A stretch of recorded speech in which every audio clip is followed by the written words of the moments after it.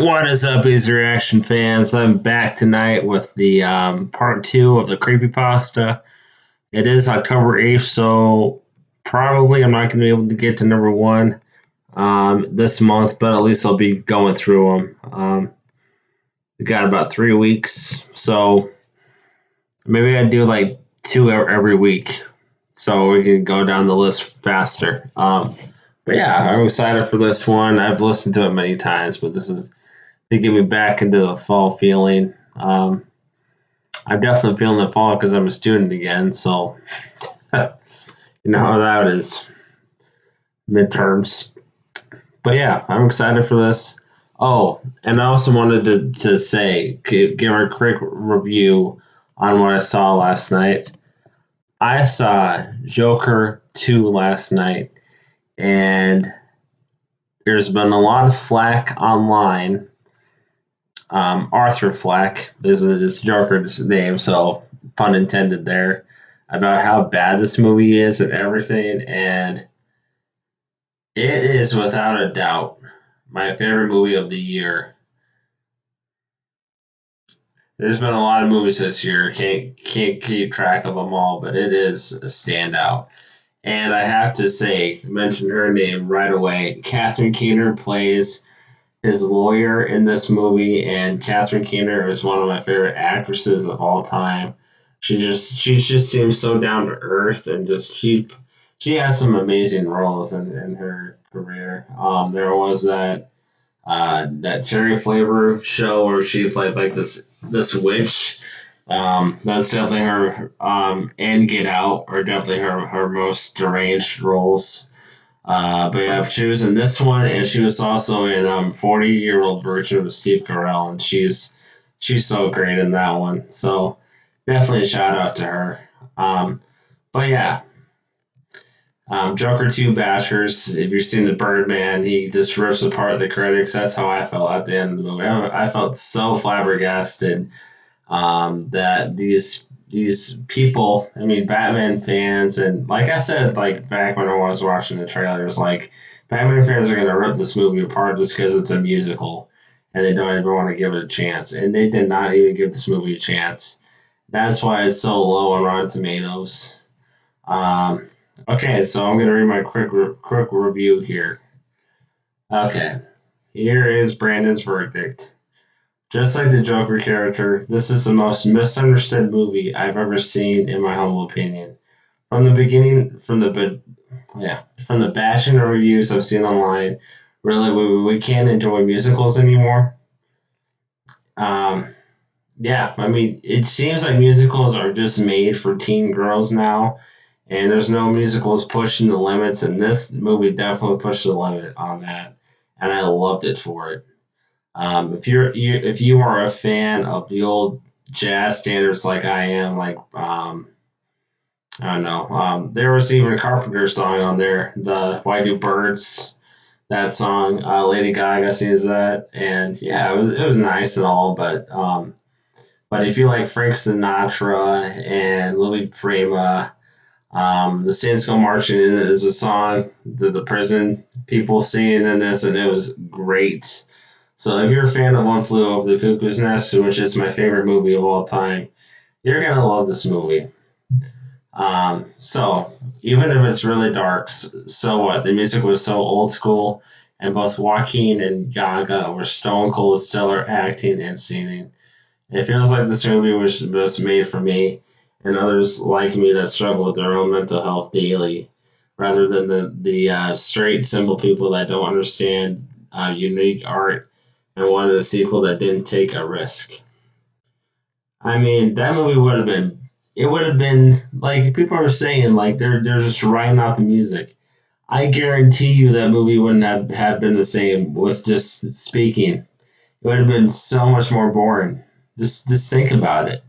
It would have been so much more boring. Just like the yeah, just they had a vision and they stuck with it, and that's why I respected this movie so much. And yeah, Joaquin, he's such a great actor, masterful actor. Um, Definitely a character actor, and isn't some movies that were great art exhibitions that are misunderstood by masses of people. But I was afraid is the other movie. If you've ever seen that movie is a trip. Let me tell you, man. I love the ending of that movie. No spoilers there, but very Truman Show esque. Other people are going to say this is the biggest disappointment of the year to them, and I respect other opinions. But to me, after watching this, it's like they didn't even like I said, get a movie chance. Just like others in the movie that don't understand the complexity of this Joker character and they don't give him a chance. I feel like this movie can be compared to the most misunderstood cult classics of all time. Rocky Horror, Halloween 3, Spider-Man 3. I put that in because of the memes online. I think people are appreciating that movie even more. Sure, it's overacted, but it was still a really interesting Spider-Man movie. And The Big Lebowski. I think this movie is going to get the respect it fucking deserves in due time, like the original when he said that. I can't think of a thing I didn't enjoy from this movie. So it is it was like almost 3 hours, but it's still a 10 out of 10 for me. Um, it kind of overreacted here. I'm a martyr for this movie. I don't care what comments I get. Fire. Yeah. It just frustrates me to no end that, something juvenile, like, I mean, I don't know.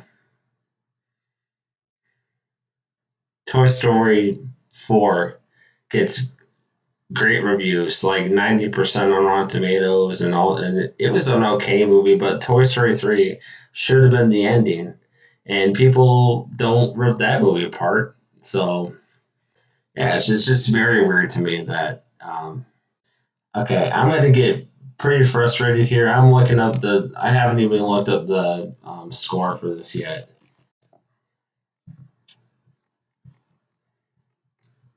28% like this movie. That is unreal. That's unreal. I've never seen a movie so misunderstood in my life, in my lifetime at least. I know back in the past, if there was ratings for this, like other movies, I don't know, like Rocky Horror, it would have been like 10% like this movie. um, Even Halloween 3 would have been like 15% or 10%, and that's a great movie. Even without Michael Myers, it's a great movie. Um, so yeah, I can't believe the reviews. I'm not gonna like. I am pretty much not going to care about reviews anymore. Is what I'm taking from this year. So it's all subjective. Like I learned in class, it's all subjective listening. It's all subjective. Yeah, I'm definitely gonna be if they stream this, I'm definitely gonna be watching it on my HD MacBook. Yeah, I thought it was just a masterpiece, and people need to pull their hair out of their caves. I thought I was gonna go with something else. But yeah, I wanted to keep that short, but that's probably going on for like 7 minutes now. But yeah, back to Danny's story, creepypasta. Can't wait for this, guys. Let's dive in.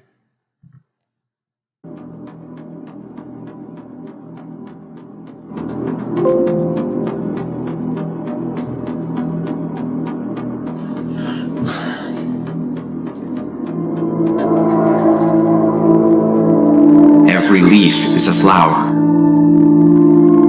Written by M.J. Pack. Performance, audio production, and music by Jeff Clement.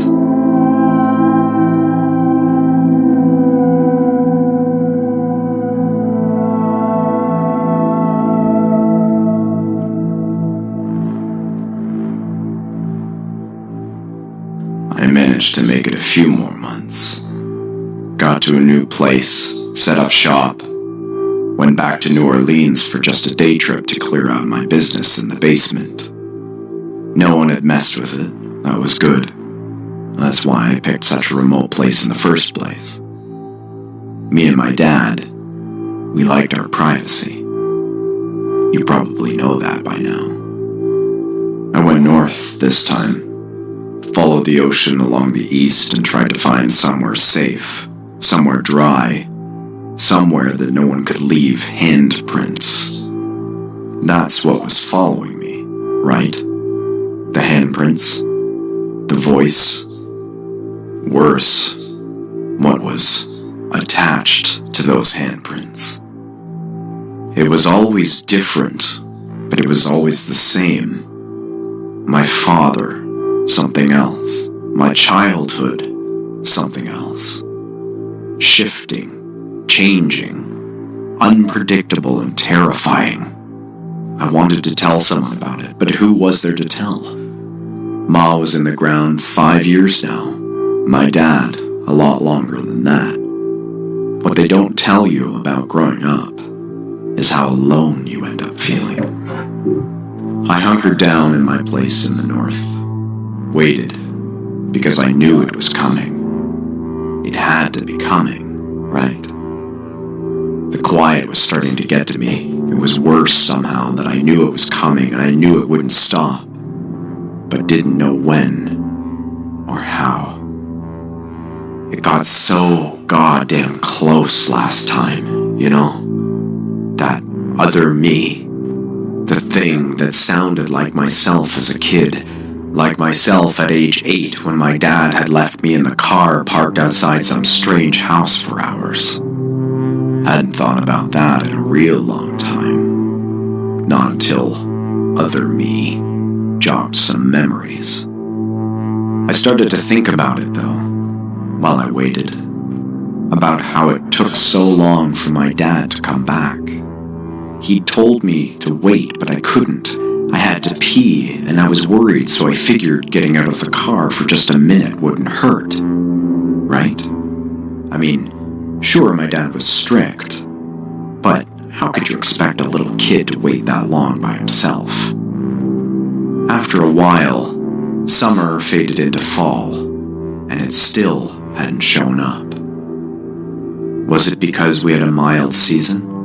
No snow, no rain, no crazy weather to bring it on? I hoped so. But when I started seeing that thin sheen of frost on my porch early in the morning, I decided it might be best to fix my sleep schedule. Like, no more late night drinks, keep the whiskey to the daytime and fall into bed by 6 p.m. before nightfall. My dad did that. You know, after he got off the third shift for a few years. He said it did him good. Main thing is, I didn't want to hear what could be outside. It only came at night, and I was so tired of waiting, you know? I thought it might be best to just shut myself off during the times it could come, because either it couldn't, or wouldn't, get inside without my help. Or, if it did, maybe I'd just go peacefully, in my sleep. That was a nice thought. Then, once I started getting more sleep, I didn't just think about that night outside the strange house. I started to dream about it. In the dreams, I'm little again. Or maybe I'm not. I feel short. But when I look at my hands, they're man's hands, leathery and tough. Maybe they were my dad's hands, I don't know. I use these hands to knock on the door. I have that tight, tense sensation in my bladder, the pinching need to pee.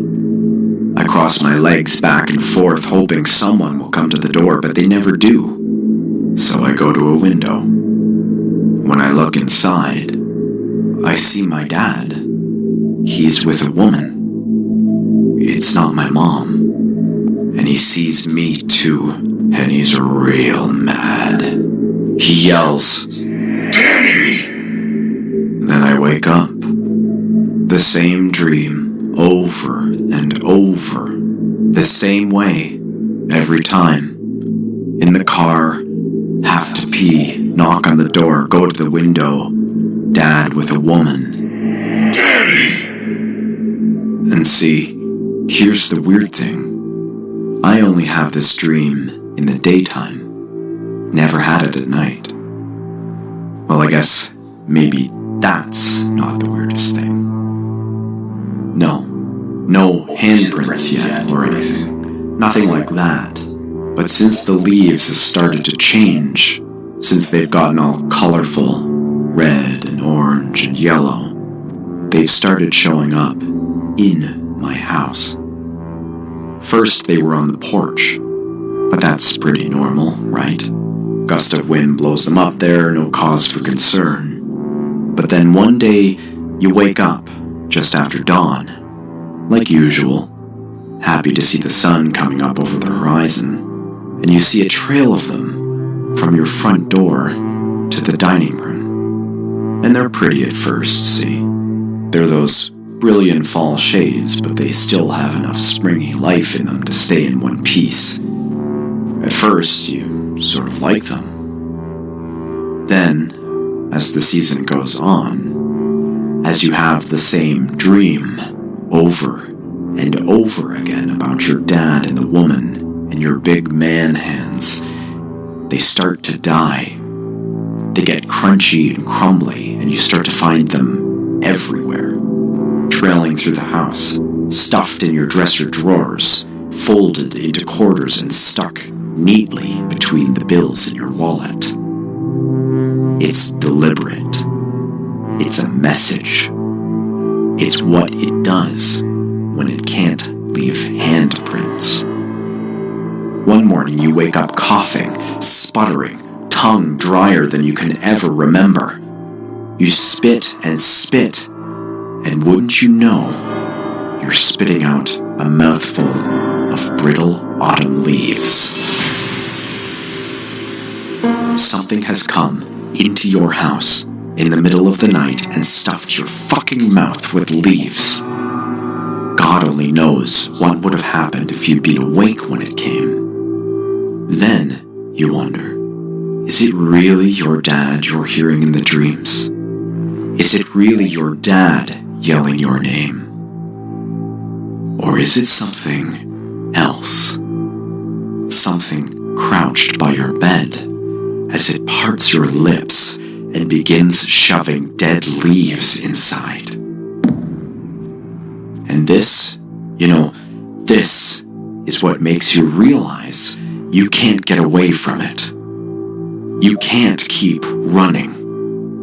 You could try, of course. You could keep sleeping through its cycle, or moving with the weather, or whatever. But one day you'll choke to death on whatever else it's decided to shove in your mouth. And maybe next time, it won't be as harmless as leaves.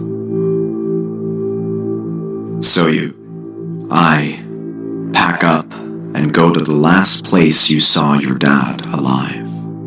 The last place you have really good, happy memories. And you leave the leaves behind.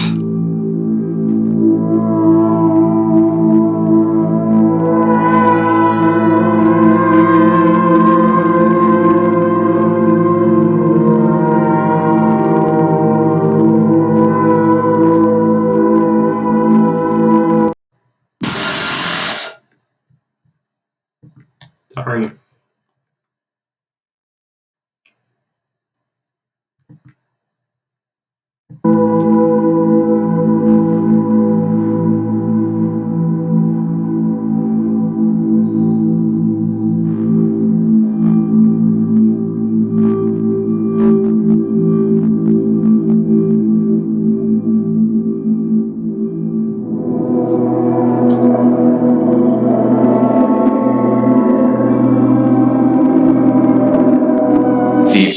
Part 4, the final part.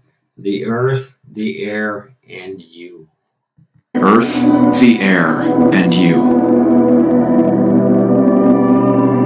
Written by M.J. Pack.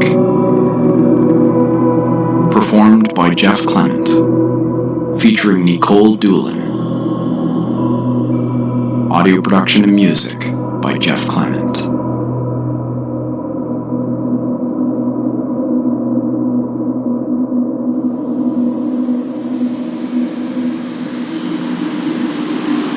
I went back to Arizona, to my dad's old place. Like I said, I've got places all over, but most of them are mine. This one was my dad's. This one was my favorite. It took a few days to get my sleep schedule back on track, to get ready, because after the snow, the mud, the leaves, I knew there was no escaping it. Best I could do was go back to the only place I considered home. My dad bought the place, a modest little bungalow plopped out in the middle of the desert. Remote, private, you bet, after Ma filed for divorce. She found out what he'd been up to, and finally found herself a spine. I don't think my dad much cared, to be honest. He didn't fight her, didn't screw her out of what she asked for either. Gave her a fair amount of money, and jetted down to sunny Arizona. Almost like he was relieved. I spent my teenage years bouncing back and forth between Ma's place and my dad's. It wasn't so bad. When I wasn't in school, my dad let me drink with him. He'd be in his armchair, the same bulky armchair that sits in my living room now, like a dozing brown bear. Nothing wrong with a little Jack Daniels between men, he'd say. What he didn't say was that even though I saw what he was doing in that strange house, I never told Ma, even though he belted me good when we got home that night. I think that made him respect me. I didn't ask questions either when he left for long periods of time. My dad had always been private, and even though I was older, I had no doubt I'd get the belt again if I went snooping. When he got drunk, he could get mean, and sometimes he'd come back stinking plastered looking for a chore to keep him busy. No snow in Arizona, no walk to shovel, so every now and then I'd hear him out in the backyard, digging. He was the kind of man who had to keep his hands busy. Couldn't fault him for that, I guess.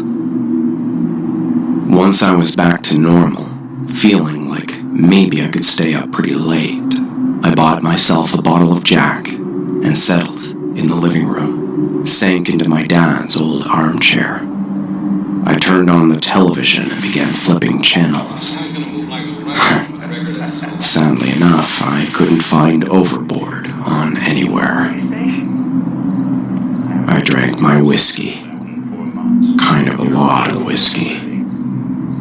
And sure enough, after about an hour, it started.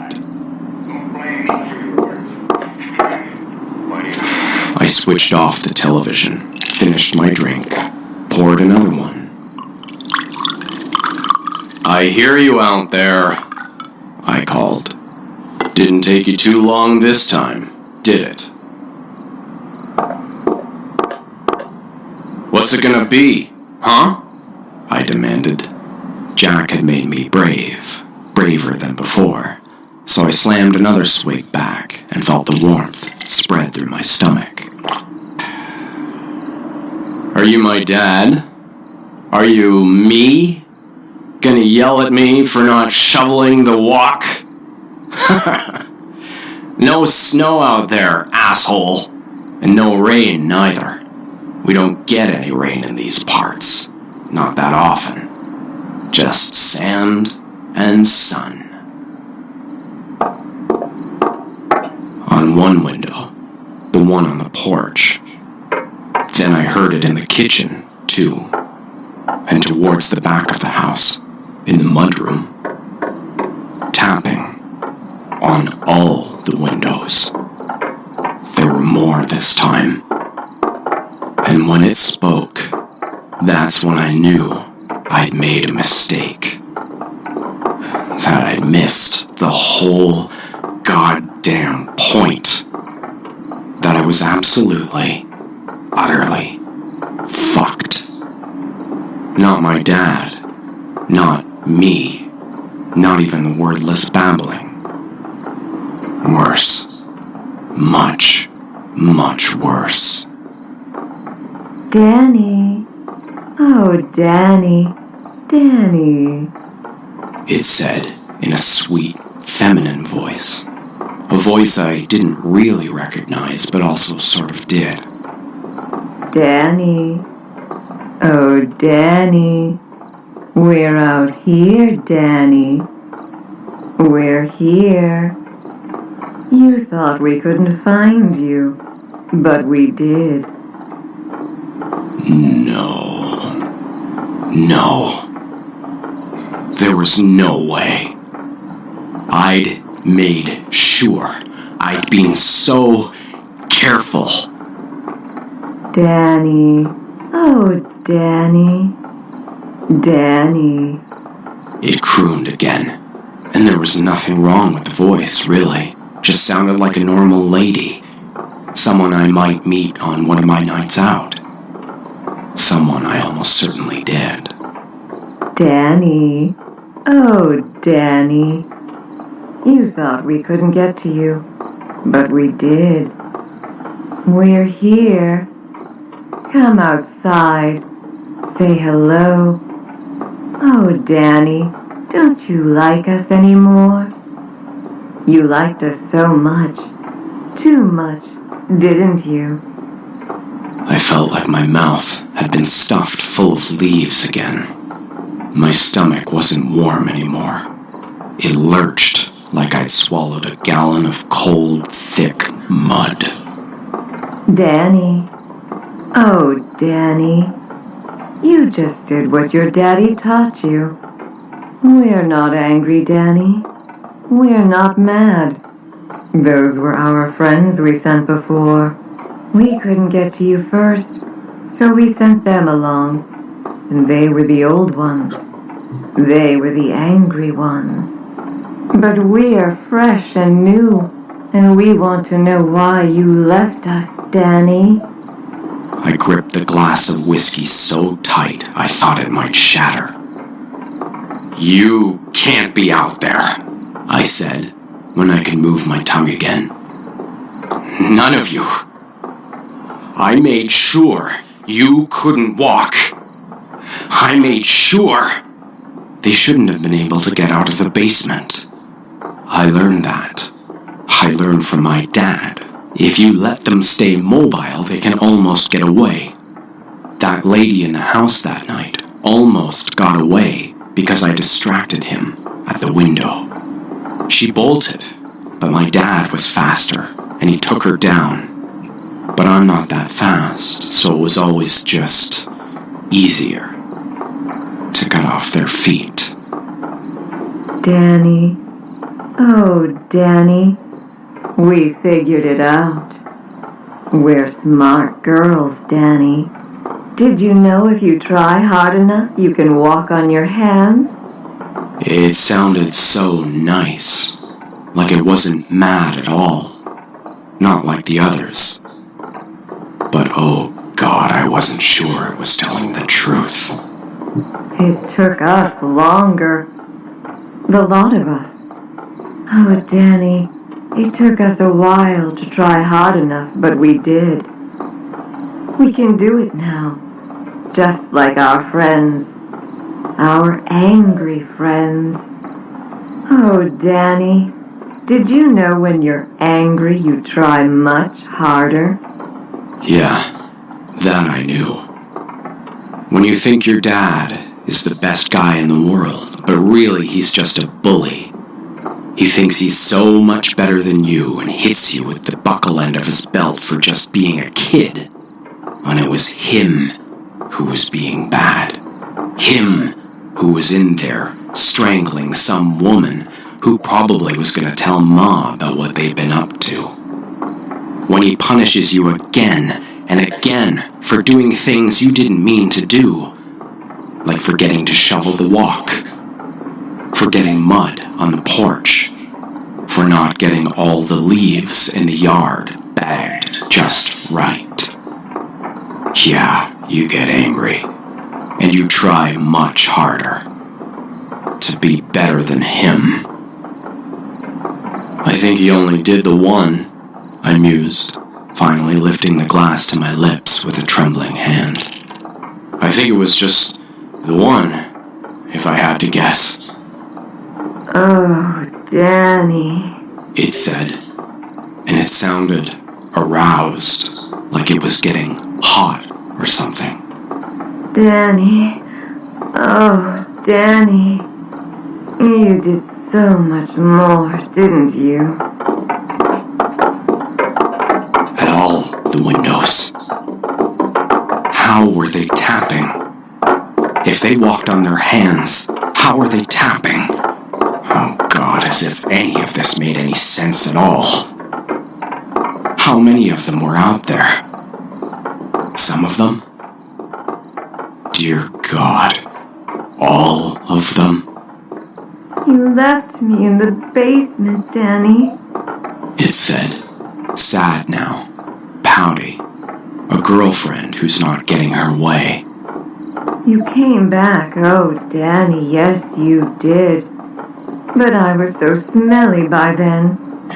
And when you left, I hadn't even gone yet. I was still there. Still alive. And my feet. Oh, Danny, why did you cut off my feet? It hurt, Danny. Oh, Danny, you hurt me so. You hurt us so. Unbelievably, I heard more tapping. But this tapping was rain. It was fucking raining. Again. You were all so easy, I said, wiping a thin sheen of sweat from my upper lip with the back of my hand. Buy you a few drinks, bring you home, knock you out. Maybe if it hadn't been so easy. Oh, Danny, don't lie. Don't be a little liar. You did it to show your daddy, didn't you? And you showed your daddy. Oh, Danny, we know that now. We know what you did. Your daddy is awful mad at you for what you did. The rain fell harder, like a fucking monsoon.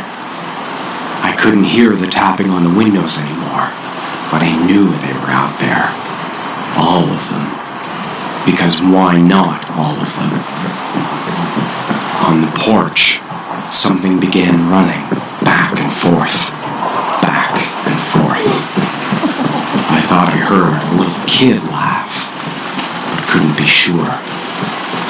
I felt like I was losing my mind. Thoughts were slippery and escaping from me. They were all out there. Are you sitting in his chair, Danny? It said, louder now to be heard over the downpour. Oh, Danny, are you sitting in the chair where you did it? He told us about it, Danny. He's awful mad at you. Oh, Danny. Oh, Danny. I had to wait till I got big enough, I murmured. Strong enough. I had to do it with my own hands. Just like he did. Danny. Oh, Danny. You wrapped your big, strong hands around his neck. And you showed your daddy, didn't you? 15 years ago. Oh, Danny. Oh, yes, Danny. That's what you did. We know what you did. Your daddy wants you to get what's coming to you. And now it's raining. And now we're done talking. And now we are coming inside. And now you're going to be so sorry. The front door burst open. I heard windows in other rooms. All the windows.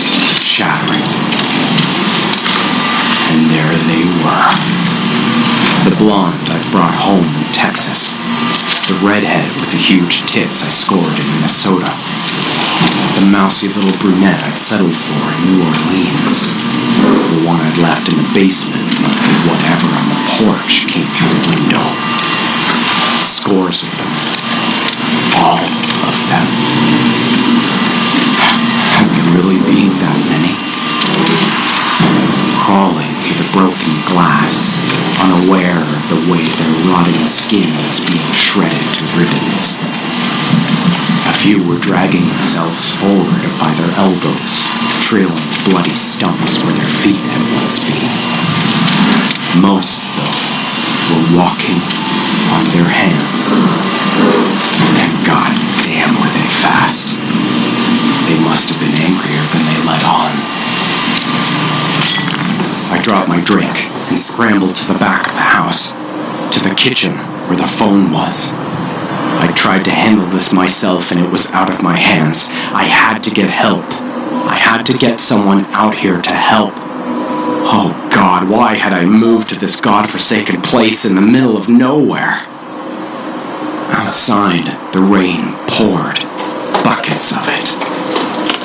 When I got to the kitchen, I fumbled with the phone on the cradle, nearly dropping it in my panic. And I looked behind me. They had me, surrounded. My house stunk of decaying flesh. Some of the older ones, their jaws hung crookedly from their skulls. But they were just waiting. The ones on their elbows were crouched, tense, ready to pounce. The ones on their hands swayed in an eerie, expert balance. Slowly, unaware if they could see me now that I was still. Many of them had no eyes, after all, just gaping dark holes in their heads. I punched 911. I brought the phone to my ear. As the dead women watched, I told the operator that I was being attacked and needed help. They said help was on the way. I wondered if it would be soon enough, and replaced the phone on the hook. The brunette, the mousy one from New Orleans, shifted back and forth on her hands, like an excited little kid. Danny. Oh, Danny. You're going to be so sorry. She squealed through decaying lips. I wasn't even sure how she could make sounds with those lips. A tittering spread through the crowd, a slurpy sort of giggling that almost couldn't be heard over the heavy rain.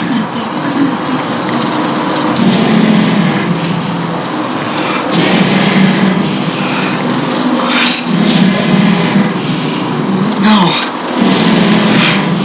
The women said in droning unison. No. Stop. Shut up. Leave me alone. Stop. I put my hands over my ears. Stop! Leave me alone! I screamed. You were stupid sluts! You were just like the one my dad did. You got what was coming to you. Oh, Danny. The brunette cried as the rest of them kept saying my name. Oh, Danny. You showed your daddy.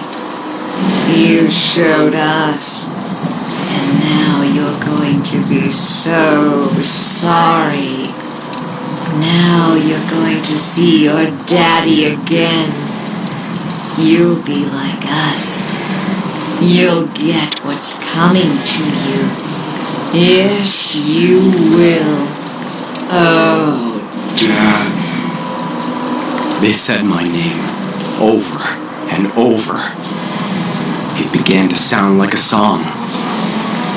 I rocked back and forth, shouting nonsense at them, trying to drown out the rain and the chorus of dead women crooning my name. I sink, hands clamped over my ears. I don't know how long I was like that, but they got louder, louder, louder, until... Ha! I cried out, triumphant, and opened my eyes to look at the 37 rotting bodies that filled the house where I murdered my father. You hear that, you dumb bitches? That's the police. They're coming. They're gonna save me. Indeed, the women had stopped singing, and through the rain I heard the distinctive wail of a cop car's siren. But they were smiling. Oh, Danny. Sighed the brunette from New Orleans. Look in the backyard. My blood ran cold. No. There was no way. I turned and looked out the window that oversaw the backyard. The backyard of dry, packed desert dirt. The backyard where my dad used to dig, and where I eventually did my own digging too. He liked Arizona because it was dry, because it never rained. But tonight, oh, how it had rained. And it turns out, I was wrong. He'd done more than one. Just like me. In the backyard, the tightly packed desert dirt was mostly gone. Under the downpour, it had become a thin, murky soup. In it floated swollen, bloated carcasses. Bones stripped of flesh. A few heads that still had wispy hair on them, even as the skull gleamed beneath it. I knew they weren't all mine. Not that many bones. But that didn't much matter. The siren was louder now, right outside. It didn't take long for me to put the pieces together. They would see the bodies. They would check my other places. They would find out what I'd done with my big, strong hands. All because I couldn't wait in the car. I turned back to the living room and was unsurprised to find it empty. No rotting women. Those were in the backyard. The interior of my house suddenly began to flash blue, red, blue, red, and I began to laugh.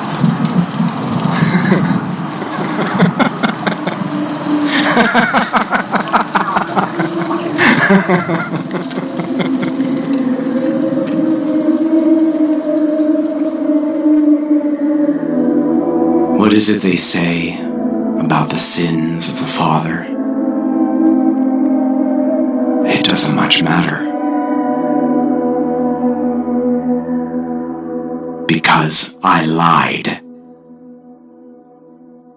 I'm not sorry.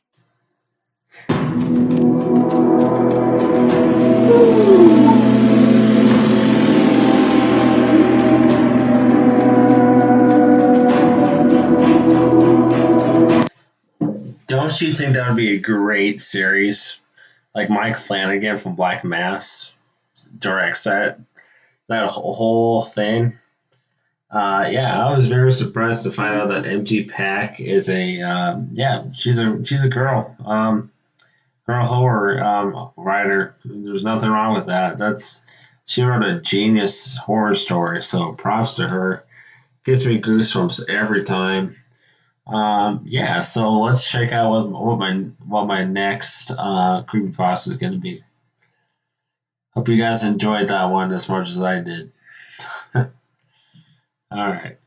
And I want to thank you for subscribing. I have 150 subscribers now, so that is awesome. Thank you guys.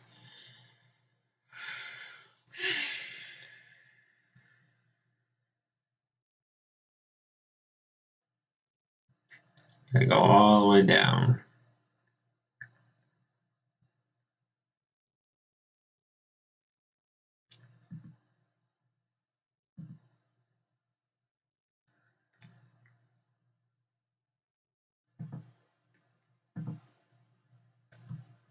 Four months ago.